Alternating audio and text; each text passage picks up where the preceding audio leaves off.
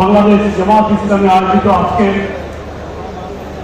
নতুন বাংলাদেশ, মানবিক বাংলাদেশ গড়ার সংগ্রামে আত্মত্যাগ, আত্মনিবেদনকারী গর্বের অংশীদার শহীদ পরিবারের সম্মানিত সদস্যবৃন্দ, জুলাই যোদ্ধাহত এবং তার পরিবারের সদস্যবৃন্দ এবং আজকের এই জাতীয় সমাবেশে উপস্থিত সম্মানিত সাংবাদিক বন্ধুগণ এবং সুধীবৃন্দ,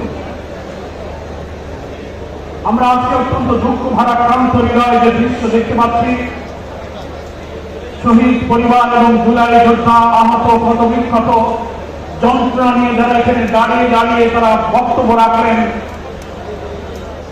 একদিকে তাদের স্বজন হারানোর বেদনা, অঙ্গ হারানোর বেদনা, অন্যদিকে প্রায় 1.5 বছর পার হওয়ার পরও যে আকাঙ্ক্ষাকে স্বপ্নের বাংলাদেশের জন্য তারা রক্ত দিয়েছিলেন, স্বজন হারিয়েছিলেন, সেই স্বপ্ন পুরো না হওয়ার বেদনা নিয়ে আজকে ঐতিহাসিক সরাই উদ্যানে তারা সমবেত হয়েছে।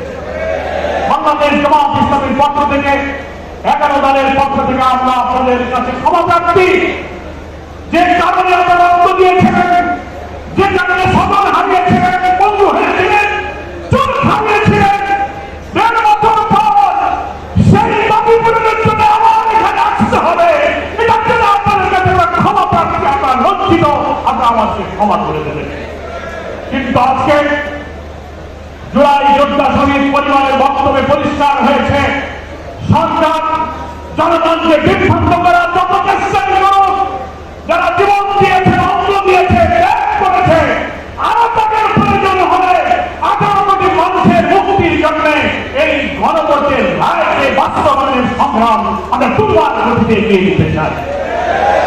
গণভোটের রায় অর্থ কি? গণভোটের যে রায় 5 কোটি মানুষ হাতে ভোট দিয়ে জয়যুক্ত করেছে, তার অর্থ হল ঐক্যবদ্ধ কমিশনের জুলাই সালে 84টি বিষয়ে যারা একমত, 47টি সাংবিধানিক পরিবর্তনের ব্যাপারে হাতে ভোট দিয়ে তার পক্ষে ভোট দিয়েছে, এমনকি প্রধানমন্ত্রী হাত পক্ষে যদি ভোট দিয়ে থাকেন তিনি গণভোটের রায় মানার পক্ষে হা বলেছেন।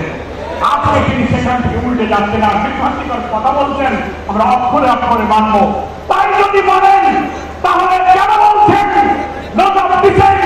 গুরুত্বপূর্ণ সাংবিধানিক 10টি ব্যাপারে আপনি আপত্তি করেছেন, যেখানে সমস্ত সাংবিধানিক পদ প্রধানমন্ত্রী হলে তিনি দলের প্রধান থাকবেন না, কেয়ারটেকার সরকার পদ্ধতির ব্যাপারে একটি পয়েন্ট আপনি নোট অফ ডিসেন্ট দিয়েছেন, উচ্চ পক্ষে পিয়ারের ব্যাপারে নোট অফ ডিসেন্ট দিয়েছেন, চুক্তি এবং আন্তর্জাতিক সমস্ত চুক্তির ব্যাপারে 2 কক্ষ অনুমোদনের প্রস্তাব করা ডিফেন্স দিয়েছেন।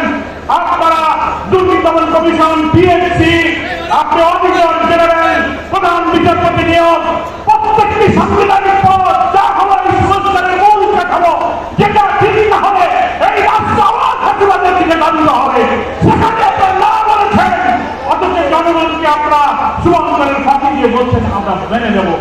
5 কোটি মানুষ হাতে ভোট দিয়ে আপনাদের সেই নোট অফ ডিসেন্টকে খারিজ করে দিয়েছে। 5 কোটি মানুষের সামনে আপনাদের নোট অফ ডিসেন্ট নাই। গণভোটের বেরোতে 4টি প্রশ্ন, সেখানে নোট অফ ডিসেন্ট নাই।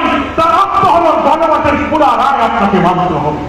তাই জুলাই আহত শহীদরা আজকে চোখের পানি ফেলে 1.5 বছর পর কেন আপনি প্রধানমন্ত্রী আপনার কাছে আন্দোলন জানাবে?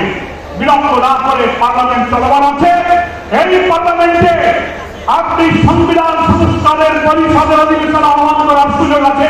আপনি ডাকুন, শপথ গ্রহণ করুন এবং গণভোটের ফলাফল অনুযায়ী সংস্কারের প্রস্তাবকে মেনে নিয়ে সংবিধানের তফসিল অন্তর্ভুক্ত করুন। তাহলেই শহীদের রক্ত এই আকাঙ্ক্ষা আত্মদান তখন সফল হবে। তা না হলে আবার যদি রক্তাক্ত আন্দোলনের দিকেই শহীদকে ঠেলে দেন, জাতির কাছে আপনাদেরকে নির্মম পরিণতি বরণ করতে হবে, যেটা 5ই আগস্টের বিপ্লব থেকে আপনাদেরকে শিক্ষা দিতে হবে। আমি আজকের এই ময়দানে উপস্থিত সকলকে আবারও আহ্বান জানাবো, 11 দলীয় ঐক্যের পক্ষ থেকে বিক্ষোভ, সমাবেশ, মিছিল, সেমিনার, ভোট টেবিল, দীর্ঘ কর্মসূচি শুরু হয়েছে। জাতীয় সংসদে আমাদের নেতারা লড়াই করবেন, রাজপথে লড়াই চলবে, রক্তের এই মূল্য না পর্যন্ত আন্দোলন ইনশাআল্লাহ অব্যাহত রাখবো। আমি আমার বক্তব্য শেষ করছি। আল্লাহ হাফেজ। বাংলাদেশ জিন্দাবাদ। বাংলাদেশ জামাত ইসলামী জিন্দাবাদ, 11 দলীয় ঐক্য জিন্দাবাদ। সংগ্রামী সাথী বন্ধুগণ,